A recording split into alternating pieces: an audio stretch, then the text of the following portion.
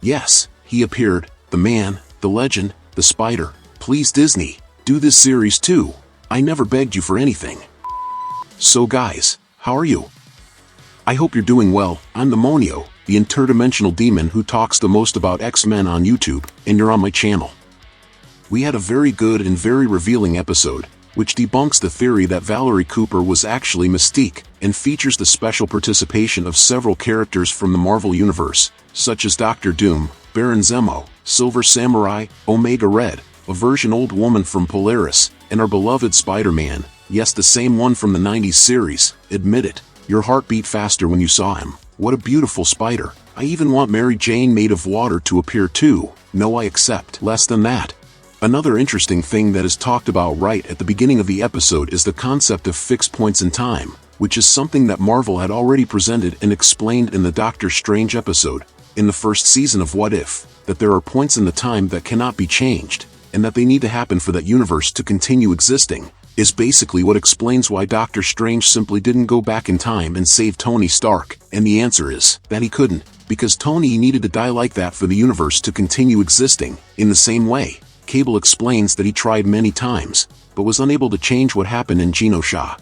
So for those who theorized that Gambit would return through some kind of time travel, they were really wrong, as it was clear that this was something that could not be stopped, and this becomes even clearer when we remember that the Watcher was observing the events of that day. We finally have Cable definitively in animation, and I just wanted to quickly comment that I hate Cable's look in this series. They could have changed the design a little, just like they did with Bishop or Nightcrawler, but they kept the same look from the old animation, and I just don't like those black lines on his eye, which should probably be the scar he has on his face. But due to limitations of the old animation, they did it that way and kept it in X-Men 97. I think just really ugly. It looks like he's wearing Kiss makeup.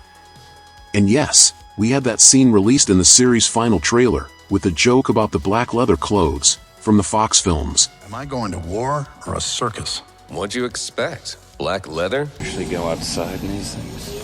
What would you prefer? Yellow spandex? And I just wanted to say that Cable has no reason to talk bad about the X-Men's clothes, if his clothes are super ugly and loud, so stop being annoying, Cable, and go put on some nicer clothes, before criticizing other people's clothes.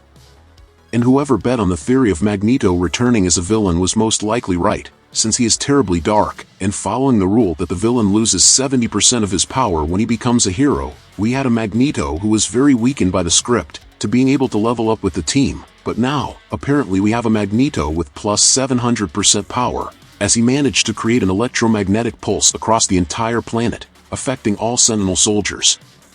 The question I have for you who are watching this video is, why didn't he do this in Genosha?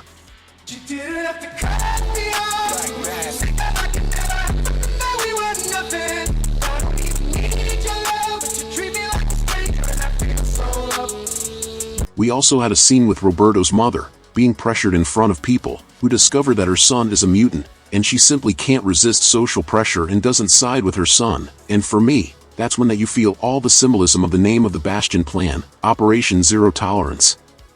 And speaking of Bastion, here we have the entire flashback telling his story, which I found very interesting, showing that he is in fact a kind of living Sentinel, and that he has a strong connection with Nimrod, who is that futuristic Sentinel, which we can see in the opening coming out of the Master Mold, and which is present in Cable's future. So I believe we can expect some kind of time travel, because of Cable's presence, but apparently time travel won't be able to conveniently change history. But what about you? What did you think of the episode? Which references did you like the most? There were many. Leave them in the comments, and if you liked the video, subscribe to follow the next content. Until next time, my people, demonic hugs.